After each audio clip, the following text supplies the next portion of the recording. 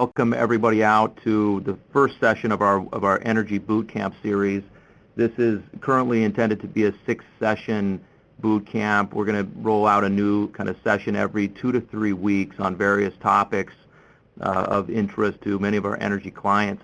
The first session, Foreign Corrupt Practices Act and anti-corruption law, kind of globally, is going to be given by one of my partners, Jaime Guerrero.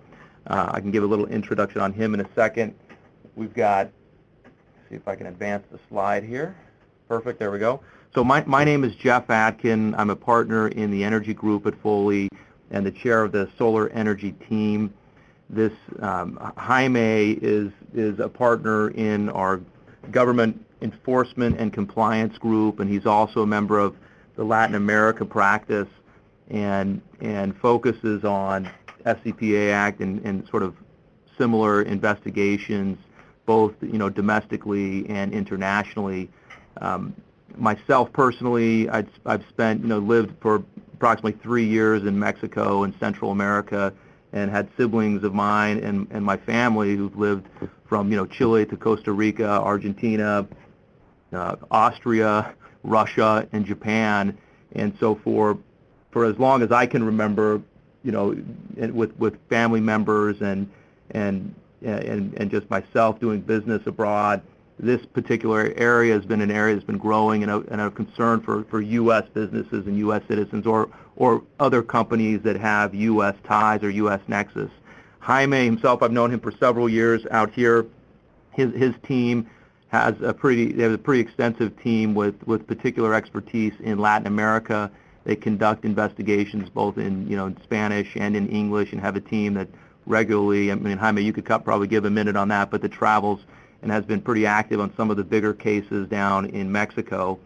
For the energy companies and in our world, this is an area that is, and you will see on the next couple of slides, this is an area that's becoming, it's by both, I guess, the SEC and the DOJ, an industry that's of focus for them. And they realize that there are areas and parts of the business where we conduct business and aspects of the business that sort of are ripe for potential violations and big dollar amounts, and so there's been more and more of a focus in this area. So here's an outline of just today. We're going to go over FCPA enforcement activity, some of what's been going on and where in the world, and where are some of the higher risks. Jaime will then go over some of the FCPA basics. We'll cover anti-corruption regimes outside of the FCPA, and basic anti-corruption compliance, company policies, key issues and sort of red flags, areas you can look out for, and then at the end, best practices and some takeaways. So with that, I'd like to turn it over to Jaime. Good morning, everyone, and good afternoon for those of you on the East Coast. I guess I'll start off a little bit by myself, and as Jeff already mentioned, I'm in the white-collar group here at Foley. I do a lot of FCPA work. Prior to joining Foley, I was actually a federal prosecutor in Los Angeles, so my experience with the government and government enforcement goes back a number of years now. I've really focused on the FCPA over the past 5 to 6 years, and as the practice has grown, so has the enforcement around the world. And one thing, as Jeff mentioned, we do a lot of work in Latin America, but frankly all over the world, including the Middle East, India, Asia, China, Russia, but with the particular focus that I do on Latin America, given my background speaking Spanish. In terms of an idea of what's happening in the FCPA world, the law, the FCPA, the Foreign Corrupt Practices Act, was passed in 1977. It's been in law for years and years, but it really wasn't until the early 2000s where you saw enforcement activity beginning by the DOJ and the SEC. And what you have here is just a general chart giving you an idea of literally the number of cases that have been coming out of the government. And you can see in 2004, the total were a number of 5 cases. 2011, for last full year that we have the full data on, it was up to 48 cases. The year before that, 2010, 70, I think it was 74 cases. And that's just the cases where there's an enforcement action. What that doesn't tell you is the number of cases that are actually under investigation. I think a rough rule of thumb I've heard from people within the government, For every case that's settled, there's 5 to 8 cases that are actually under investigation by DOJ and the SEC, both in the home offices in D.C. as well as the district offices around the country where they also do investigations. And also idea of what we're looking at in terms of settlements when we're talking about what's been going on over the past few years. Beginning in, in 2004 when this began, the amounts for settlements and enforcement actions in terms of amounts that were being disgorged by companies or paid as penalties has increased significantly. And some of the largest settlements have all happened within the past 2 years. This chart will give you an idea. Just generally speaking, we're talking now in the range of above $50 million for a number of these settlements, ranging up to $800 million for the Siemens matter and everything in between for these other matters, all within the past 2 to 3 years. So what you're seeing is there's more enforcement activity. You're seeing more in terms of penalties and disgorgement. And part of what's going on here, and the thing that I think is clear when you hear what the government's saying, is that they're not looking at just certain areas or certain countries. They're looking worldwide, and they want to make a worldwide impact. And the government has said, and they've said this in presentations around the country, that the number 2 item of investigation for the Department of Justice, for example, outside of terrorism, is the FCPA. Not narcotics trafficking, not healthcare fraud, not other areas of interest here in the U.S., but international fraud under the rubric of the FCPA. And you can see here that really what's happening is they're going all over the place. They being the government, the DOJ and the SEC, they're seeking companies and entities that have actions and businesses and affiliates, subsidiaries around the world to see where they could find fraud. And there really is no one area that we're seeing targets. You could see here from the most recent global footprint of FCPA enforcement, there are the countries where they're investigating. There are myriad of countries all over the world, obviously, and they're looking at places where there's high risk. And high risk, according to what the government views, are countries where they think there's instances of corruption, where corruption is rampant, where it's easy for government officials in these foreign countries to ask for something if somebody wants a license or a permit or to work on a power project. And I say power project because for a number of reasons, the energy sector is an area where the government has really focused. It initially started with the oil, natural gas, but it looks like they're expanding that as well. And the reason is, it's sort of an obvious one for those of you who practice in energy. When you're dealing outside the U.S.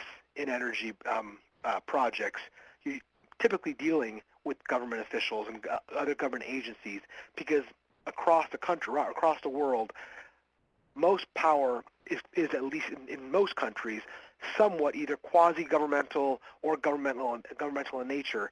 So there's a lot of government dealings when you're dealing with the FCPA, with these foreign countries. So what does the government do when they're looking at where to investigate? They first look at a broad sector. They decide we're going to look at energy, we're going to look at oil, we're going to look at pharmaceuticals. Then they look at what countries countries, companies, and entities are doing business in.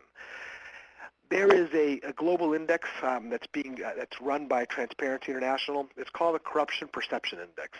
Now, this is just when they say perception, it's what, given what other people around the world, when they talk about certain countries, where do they view the countries as being the most corrupt? And the scale goes from a 0 to 9 being highly corrupt to 90 to 100 being very clean. And as you can see, the red makes up more of the world than the yellow, which is a better. If you're yellow, it's a cleaner country. If it's red or orange or dark red, you're looking at a country that's, at least perception-wise, by the U.S. Department of Justice and the Security and Exchange Commission, what they perceive to be corrupt as a country. So what are some of the countries that energy companies are dealing with right now, and how are they perceived by Transparency International, which does global surveys of other countries and of people's views in different countries? You look at Nigeria, it has a score of 27. A score of 27, as you can imagine, it may seem the lower the number, the better. It's actually the lower the number, the worse. So they rank in Nigeria 139 out of 174 countries, meaning in this list of countries, it's the worst ranked in terms of corruption. Going down the line in places where there are energy projects being developed, and this is just a sampling of them. You can go on the website at Transparency International and look at these. You could see here that some of the countries where the most energy projects are being developed, whether it's, again, natural gas, oil, solar projects, other types of renewable energy, Ecuador, Dominican Republic, Mexico, Colombia, all rank very low in terms of the perception of corruption, meaning that people view these countries as being highly corrupt and suspect when companies enter and win contracts and win bids with government agencies in these countries. Interestingly, the cleanest company on this list is Chile, as are the Bahamas. Those two rank as the highest in the country in the world in terms of where we're talking here in this list. But there are, if you can see here across the board, Brazil, China, Peru all rank very poorly when it comes to the corruption index. And as I mentioned, the DOJ and the SEC really have taken an interest in the energy industry. They've primarily initially focused on some of the more higher profiled natural gas, oil projects around the world. I've given here, what we have here is a sampling of some of the more recent cases dealing with energy companies. Alstom is the most recent one that we have here.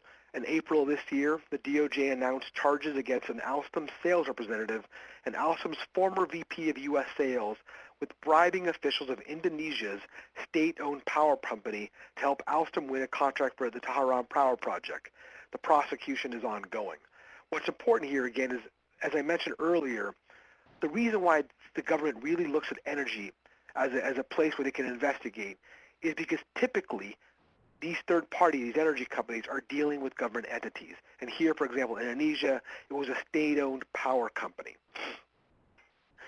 Another one, Griffiths Energy in 2009. Griffiths entered into a consulting contract with and paid $2 million US to a company owned by the wife of an ambassador of Chad, where Griffiths was seeking and was later awarded government oil production sharing contracts. Griffiths has been prosecuted by Canadian authorities under Canadian legislation similar to the FCPA. This is not an FCPA prosecution, but it was under a different prosecution regime in Canada. And in January 2013, Griffiths agreed to $9 million fine plus 15% victim fine surcharge due to the offense's severity. At this point, it remains to be seen whether the SEC or DOJ will prosecute Griffiths. At this point, as you're probably all aware, the government doesn't disclose when they're having a prosecution or investigation, only when they've actually reached a settlement or when they've filed charges. Another one, Data Systems and Solutions, Inc. In 2012, the DOJ alleged that between 1999 and 2007, DDS secured service contracts with the Lithuanian state-owned power plant by bribing power plant officials with cash payments and vacations. In June 2012, DDS agreed to pay $8.82 million US, a criminal penalty, among other stipulations. Another very large investigation that was recently disclosed, or a few years ago disclosed, was ABB. From 1997 to 2004, a U.S.-based ABB affiliate operating in Mexico made multiple cash payments and gifts, including a yacht, a Ferrari, and a Mediterranean vacation to officials of the Mexican state-owned electrical utilities, CFE and Luz y Fuerza, in exchange for contracts worth more than $90 million US. The ABB parent company, the ABB affiliate, and the ABB representatives involved in the bribery scheme were all prosecuted. The individuals have faced jail time and monetary fines. The ABB entities have paid over $22 million in disgorgement and interest, over $16.5 million in civil penalties, and over $17 million in criminal penalties.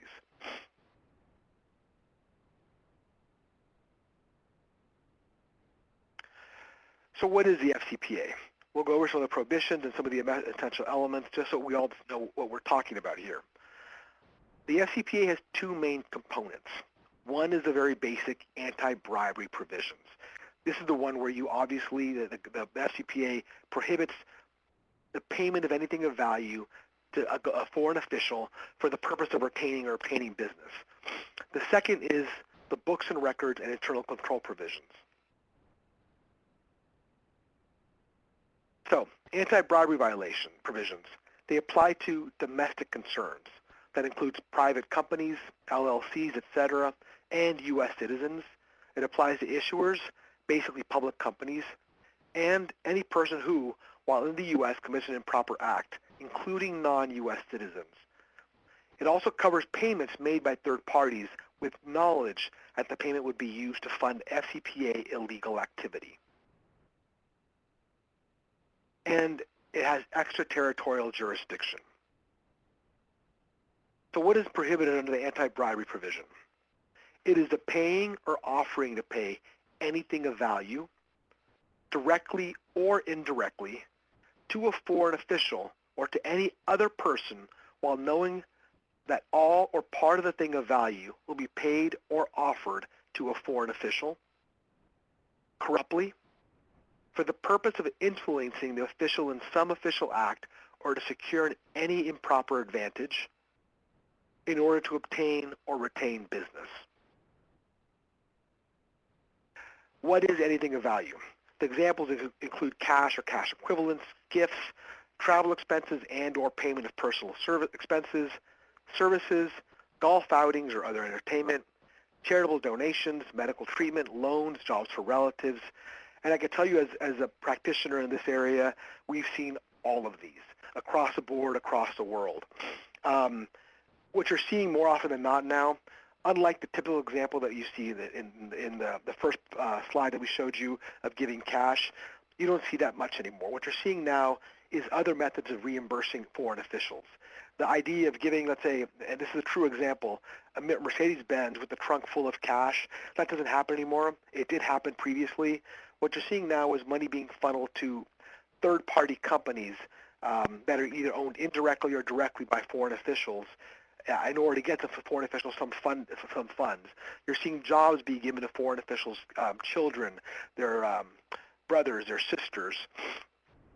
So anything of value, and the one thing to be clear, there is no de minimis exception. So for example, if it's $5 or if there's no monetary value, for example, giving a job to a relative, that's irrelevant under the FCPA. It's the idea of giving anything of value. What is a foreign official? It's any officer or employee of a foreign government or any department, agency, or instrumentality thereof. The DOJ interprets instrumentality to include employees of state-owned or controlled enterprises, and there's no distinction made as to rank or title. A recent case pending in the 11th Circuit out of Miami, U.S. versus Esquenazi. It's the first case actually going on appeal where the government is being challenged on their view of what a foreign official is. In this case, it was a conviction that actually resulted from a trial for the FCPA that was premised on bribes paid to employees of Haiti Telco, a state-owned telephone utility. To give you the broad example, for example, the government views, for example, if there's an employee at Pemex in Mexico, for example, it doesn't matter if the employee is a janitor to the head of Pemex. They view any employee within the realm of Pemex to be a foreign official. The other question is, the six elements we showed you earlier, each one has to be met for a conviction or for an investigation to result in, let's say, for enforcement activity. The idea is the money or the item of value that's given to a foreign official has to be for the purpose of obtaining or retaining business. And there's a business purpose test that the government has set out. So it includes payments related to the renewal of contracts, the execution or performance of contracts, or the retention of existing business.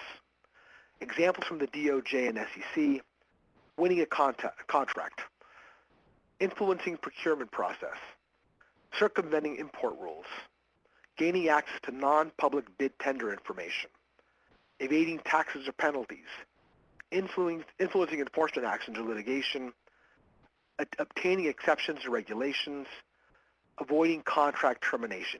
Each of these are examples of attempts to obtain or retain business. So just, for example, winning a contract or retaining a contract, those aren't the views that the government has as obtaining or retaining business. It's all of these other things that fall under examples for the business purpose test. And Jaime, I'm assuming, so one of the other areas, obtaining kind of power purchase agreements and interconnection documents, things like that, is an area that's energy companies do internationally, but also, another big area is obtaining permits or advancing permits or things like that. I'm assuming that kind of falls under the exception to regulations or something like that here? Examples, yeah. So licensing or permits are two of the most common examples, or one of the most, they look at them actually together, licensing and permits. They're one of the most common examples of places where corruption takes place. One, the very large example that's looming out of the DOJ and the SEC is the Walmart investigation that's pending in Mexico and has now spread to India, China, and Brazil. And it's the idea that they were paying and bribing government officials to get licenses and permits that they otherwise possibly could have gotten, but getting them faster than they would have gotten without the same requirements in order to open stores around the world very quickly. In Mexico, at least in the instances where it was disclosed so far. But so licenses and permits is a very risky area because, again, you have a third party dealing with government officials to try to obtain something that they need to do business. So the license and permits is a very risky area for companies. There are exceptions and affirmative defenses that a company could raise if there ever is an investigation. For example, if what the company is doing in a third world, for example, is written under local law that's allowed, let's say, giving a doctor, and we've had this example, giving a doctor a trip to go to a medical conference somewhere else in the world. It's allowed, and there's exceptions for it. There's reasons to be able to do that. But giving a doctor a trip to Hawaii because you want them to sell your product, for example, the idea that it has to be a written local law. So custom is not the same as written laws and regulations. So we've heard many times, well, in Mexico, if we want to do X, we have to, grease the wheels. We've got to, give some money to make sure we get this done. The problem is, while that may be the custom in Mexico, while that may be the overriding view of how things operate there, that is not a written law. It's actually prohibited in Mexico. The other affirmative defense is facilitating payments. Those are payments that, and there's an exception written in the FCPA where it's meant to, grease the wheels for standard routine matters. Let's say getting the very basic permits, paying the $5 to get a permit. There is an exception for it. The reality is, however, the exception can eat the rule. So you don't see very many cases where this has come up and where it's been an affirmative defense that's actually won the day. And the best practices come out of the industry and for us practitioners is a prohibition of facilitating payments except where the health and safety of an employee is involved. It's one of the areas that's very risky because it seems, well, if we have to go into the government office every single day and get these permits and we could do them all at once and pay a $5, give somebody a $5 or $10 amount to facilitate getting the permits and license that we would have otherwise gotten, why can't we do that? It's allowed under the law. The reality is if you start doing that, it becomes a question of what are you really doing? How is it becoming such a large amount? And so the best practice, frankly, is that it's just prohibited altogether unless, again, health or safety of an employee is involved.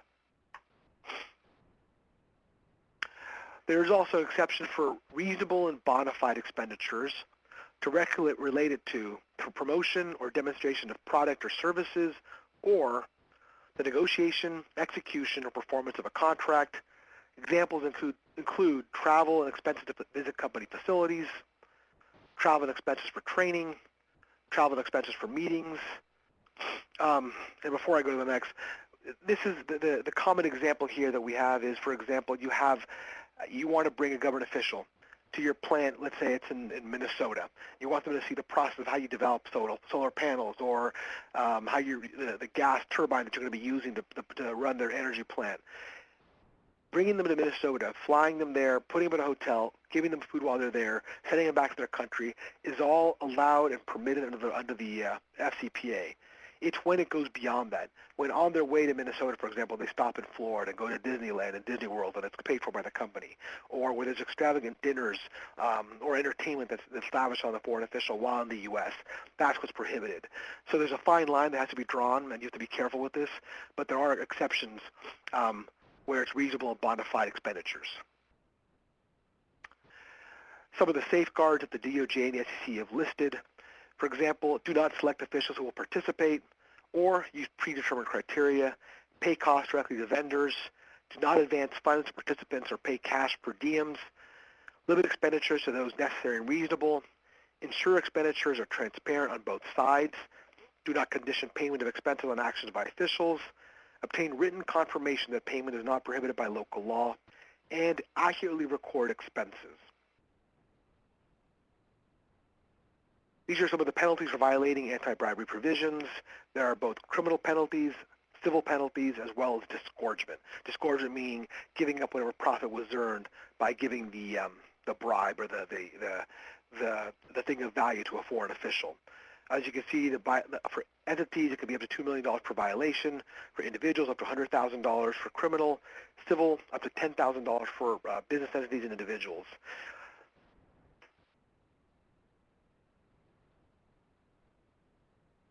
There are two prongs, as I mentioned. The first is the anti-bribery provisions.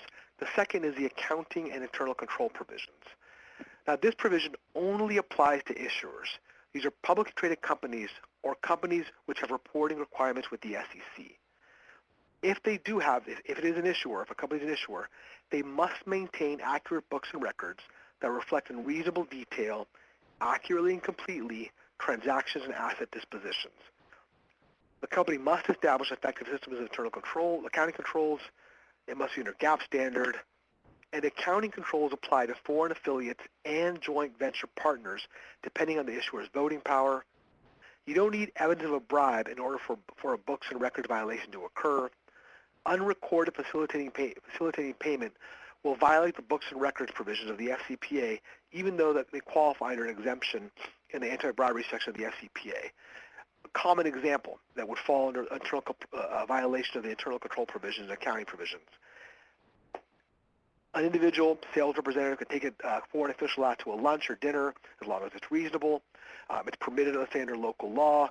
There's policy procedures in the company that permit a sales rep to do this. They spend a normal amount that's not unreasonable, that's not excessive. The sales rep comes back, gives a receipt for reimbursement. The reimbursement does not list the official's name, who went to lunch. That alone is that could be a violation of the FCPA for the internal control provisions. So again, the fact that there may not have been a bribe, it's the fact that it wasn't accurately recorded on the books and records that can give rise to a violation. There are again penalties for accounting and internal control violations. They're listed here. For business entities, up to $25 million per willful violation.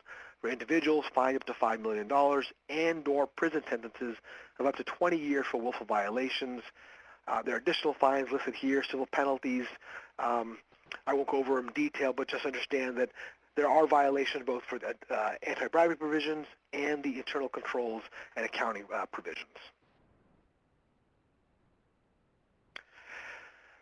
Some of the common issues, the perils of hosting customer visits.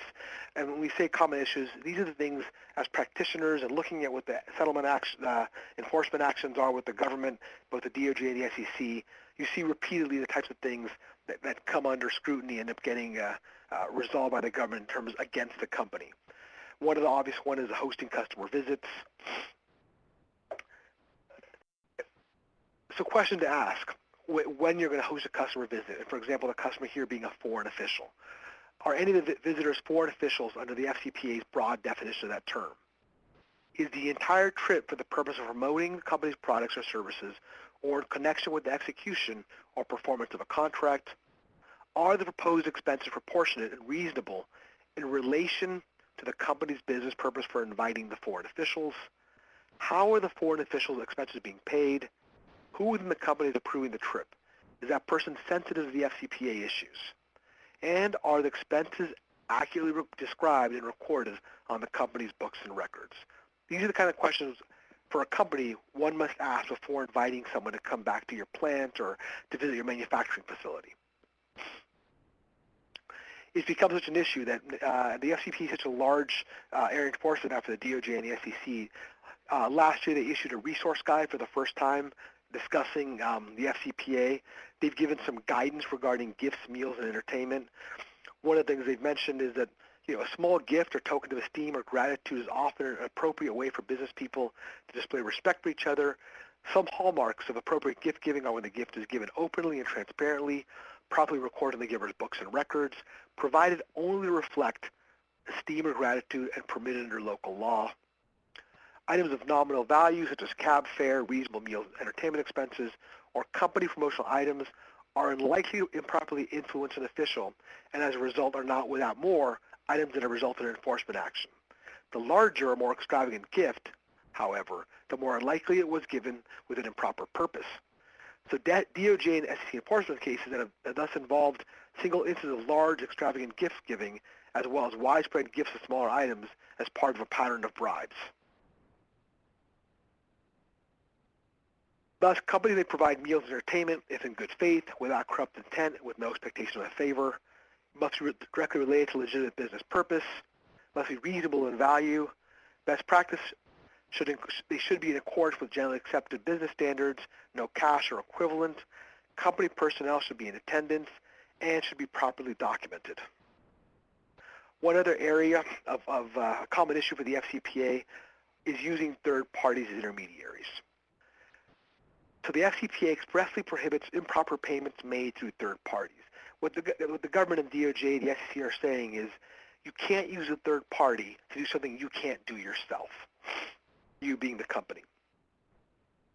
The majority of recent enforcement actions have involved improper payments made through third parties.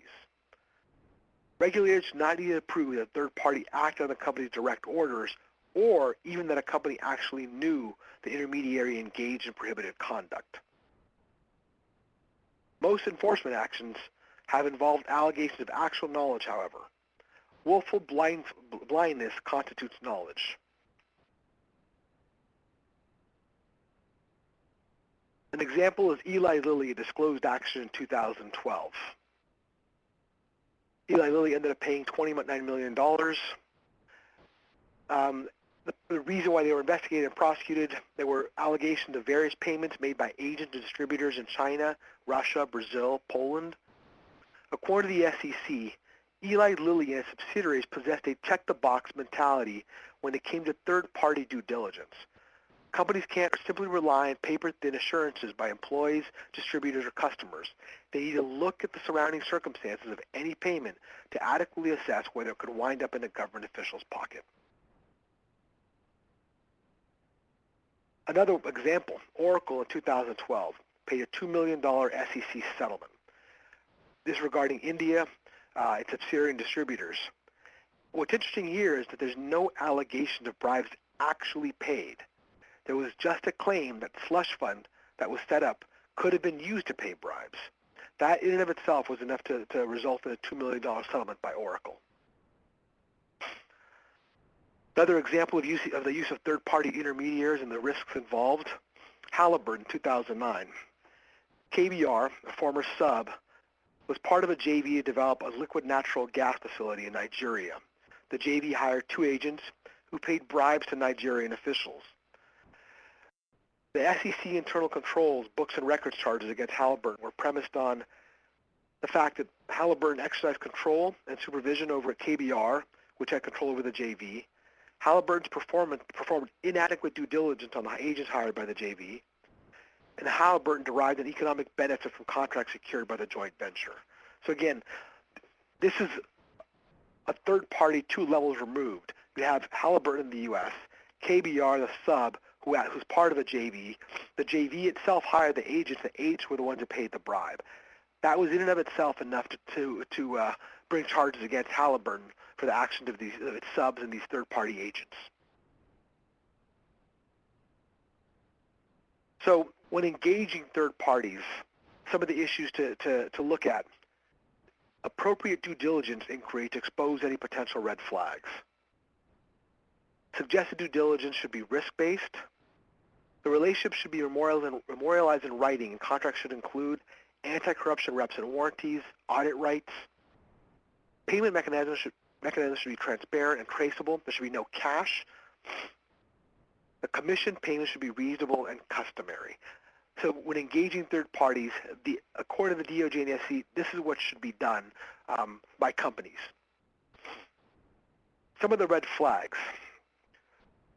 In the event a third party ends up making an improper payment, a due diligence file that shows a thorough investigation and no red flags, or adequate resolution of red flags, will be the company's best defense against an enforcement action by the U.S. government, or, at the very least, the best argument for mitigating any fine or penalty.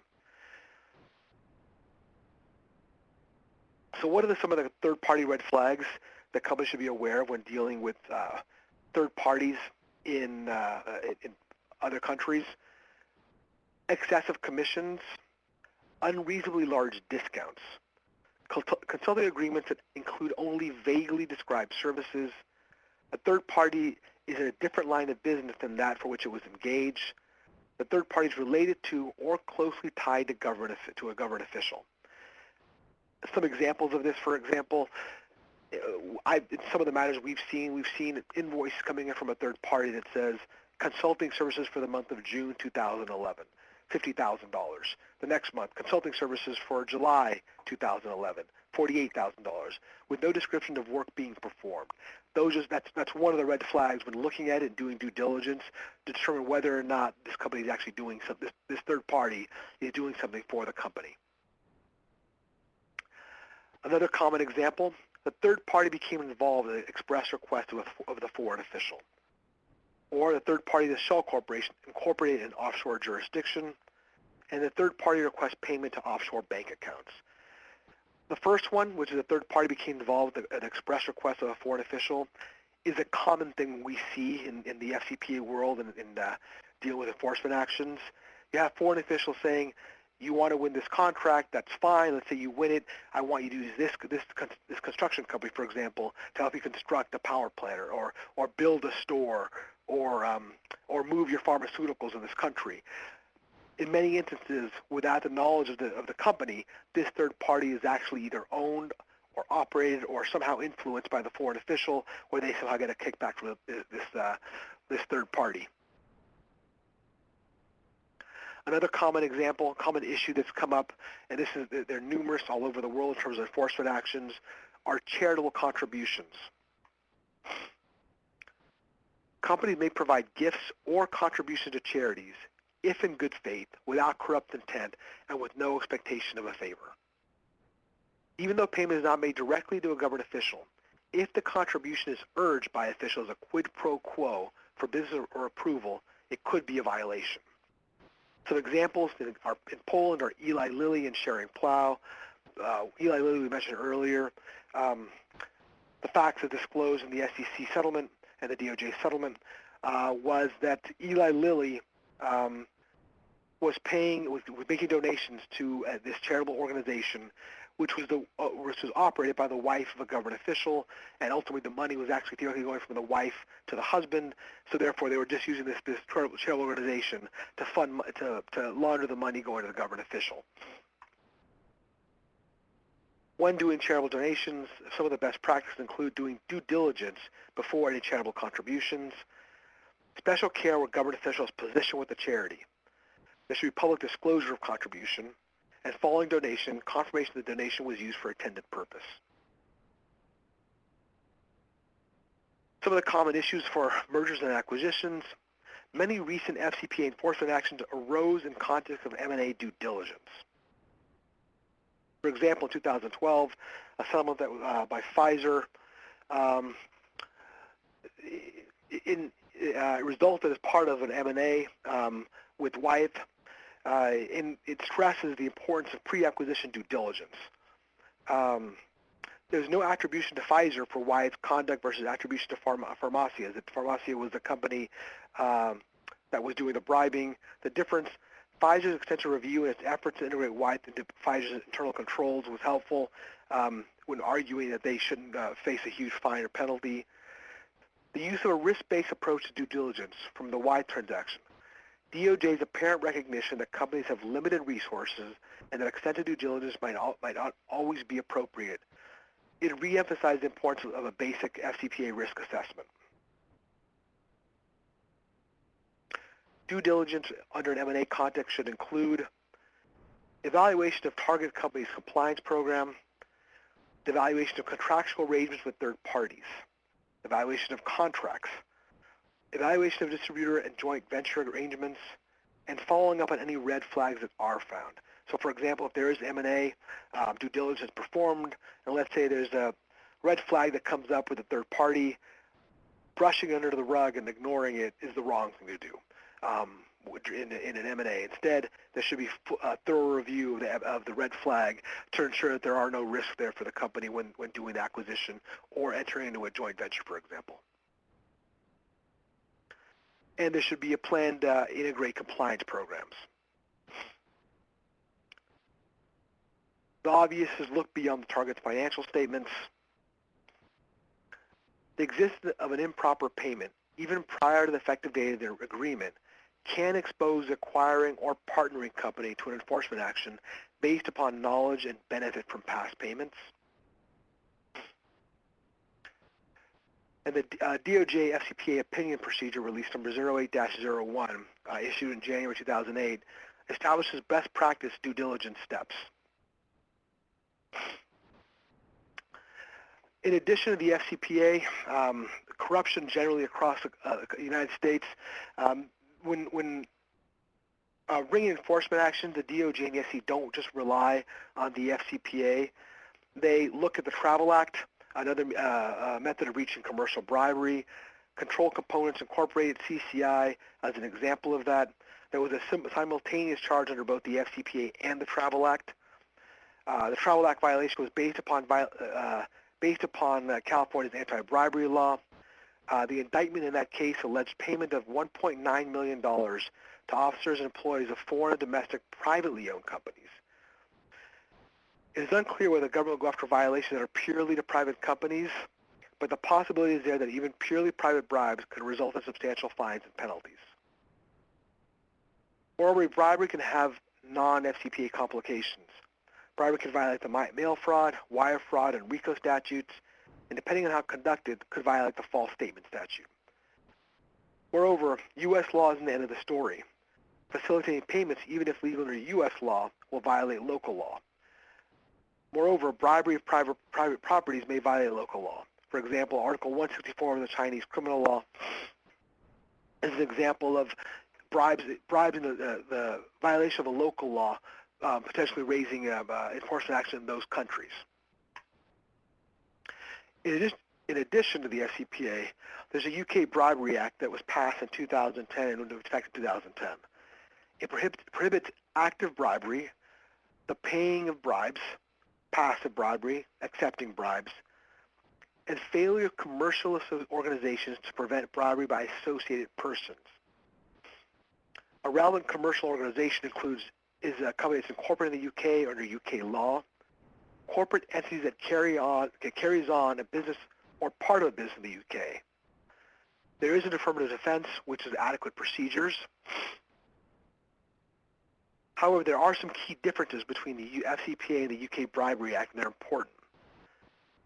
The first is the Bribery Act explicitly prohibits commercial bribery. Unlike the FCPA, which only covers bribery when it relates to foreign officials, the UK Bribery Act is far more extensive, and it covers any type of bribery, whether it's made to a foreign official or an executive of a private company. There is no facilitating payments exception. There's no reasonable promotions exception. Adequate procedures as affirmative defense as opposed to mitigating factor. There are no whistleblower incentives unlike the FCPA. The scope of indirect knowledge, associated persons versus knowledge standard, and there's no books and records provision.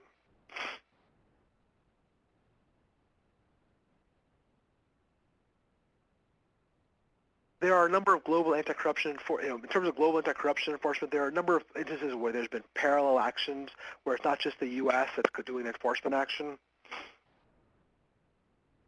And what we're seeing more and more is that global law enforcement agencies are working together to investigate and prosecute bribery and corruption charges. The U.S. DOJ recently announced 56 new extradition and mutual legal assistance treaties to bolster international cooperation. Recent U.S. FCPA investigations have included parallel investigation in numerous foreign jurisdictions, including Brazil in the GTEC case, China with Siemens, Costa Rica, Alcatel-Lucent, France related to Halliburton and Total SA, Germany, Bristol-Myers, Daimler, Chrysler, Siemens, Indonesia, Freeport, Monsanto, Siemens, Italy, Immucor, UDI, Siemens, Korea, IBM, and Nigeria, Halliburton and Siemens. These are all instances. We list a company name. Those are the company names of the enforcement actions that were brought, and they were parallel investigations by the Brazilian authorities, for example, with GTEC and U.S. authorities, and so on down the line. So what should a company do when a company is working in a third world or outside the United States? They need to assess the FCPA risk. One of the major point of emphasis by the DOJ and the SEC is that they will give meaningful credit to a company that implements in good faith a comprehensive risk-based compliance program, even if that program does not prevent an infraction in a low-risk area, because greater attention and resources have been devoted to a higher-risk area. And what the DOJ and the SEC are saying in a very plain way is a company must have a compliance program. It should be risk-based. And if they don't, if, for example, there's a compliance program, but it's not risk-based, or a compliance program and it's not being followed, and it's just there on paper and not being implemented or sent out to the subsidiaries and affiliates around the world, that's problematic. So FCPA compliance risk is a combination of who, so it's public versus private customers, what, large public projects versus producing widgets, for example, where, the country's corruption reputation, and how, the use of third parties. When doing, for example, when we're talking about a compliance program, all these factors had to be taken into consideration when developing a risk-based compliance program. So obviously the risk is much lower in a country that has a very low corruption perception index compared to a high corruption perception index. When you're dealing with private companies versus public companies, those are the different places where you have to decide where's the risk that we're willing to take as a company, and that's how they should be implemented during the process of creating a compliance program. And the compliance program should focus on all variables. Recent FCPA enforcement actions instruct that while compliance efforts should focus on high-risk situations, business leaders must be alert to the risks present in all countries in all situations. Some of the key compliance touchstones. Know your customers. Any government agencies, any private entities owned or controlled by the state. Marketing initiatives. What sort of entertainment or marketing expenses are being incurred? What are the go-to market strategies? Any use of third-party agents, distributors. And again, and I can't stress this enough, really the use of third-party agents or distributors is one of the high-risk areas across the world when we're dealing with FCPA compliance programs and FCPA enforcement actions. Logistical issues, import-export issues, permits, licenses, certifications. And again, the reason why it's a logistical issue, why it's a compliance program has to take these into effect is when you're dealing with import-export issues, permits, licensing, certifications, 99.9% of the time you're dealing with foreign officials in order to get those licenses or permits or certifications.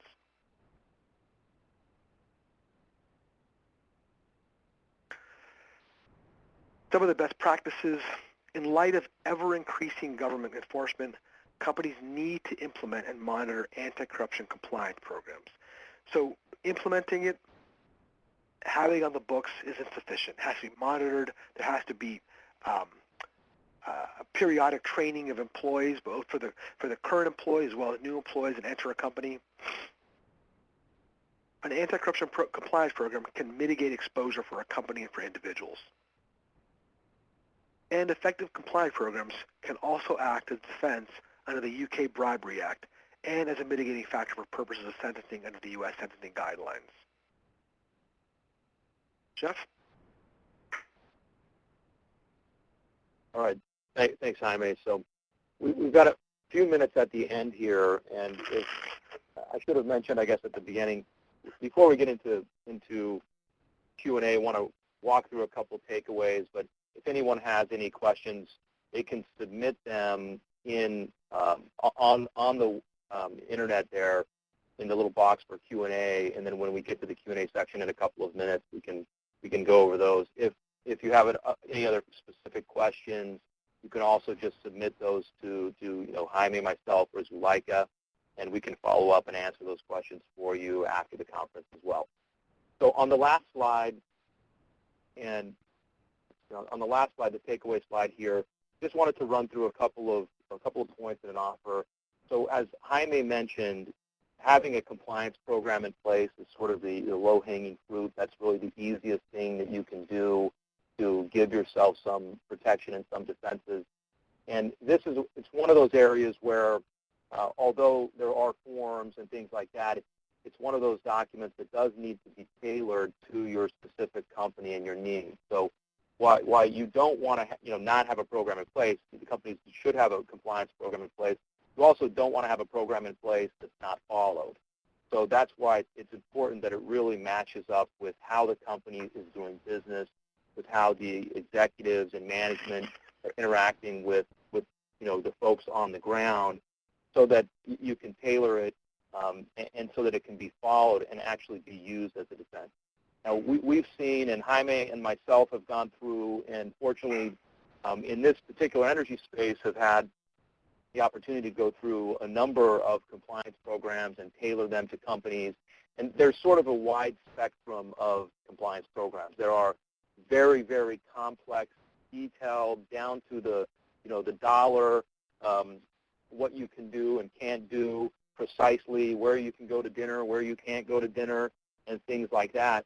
And then there's, on the other end of the spectrum, a more generic program, and depending on how the company's business operates and how, it will depend on and really drive which type of a program on that spectrum do you put in place. Now, as I mentioned, so one of the things that companies can do, and that one of the areas where we can help in simple, kind of low-cost way, is if you do have a compliance program in place, and many companies do, even though no one in the company knows they have them. So ask the question, do we have one in place?